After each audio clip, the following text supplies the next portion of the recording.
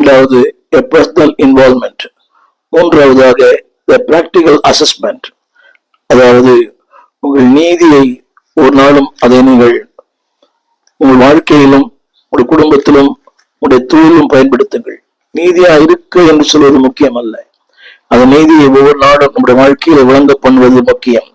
இதைத்தான் நபிதான் மத்தேயு 5:20 வேதபாரகர் பரிசேயர் எங்களுடைய நீதியிலும் உங்கள் நீதி அதிகமாயிராவிட்டால் அவர்கள் தங்கள் கிரியைகளினாலே தங்கள் நீதி வெளிப்படுத்துகிறார்கள். வேதபாரகர் பரிசேயர்.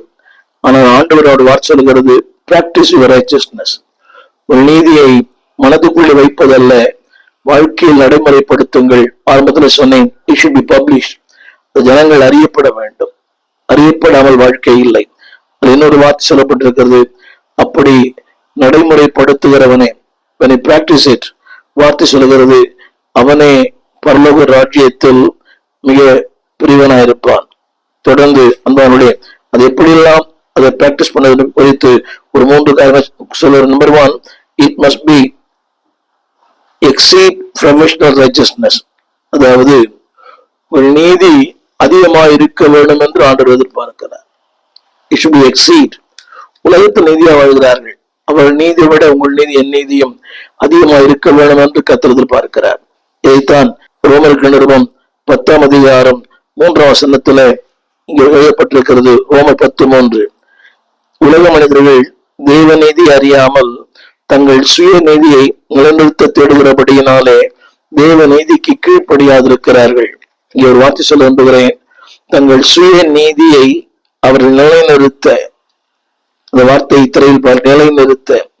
அப்படியானால் அது ஒரு செயல்பாடு.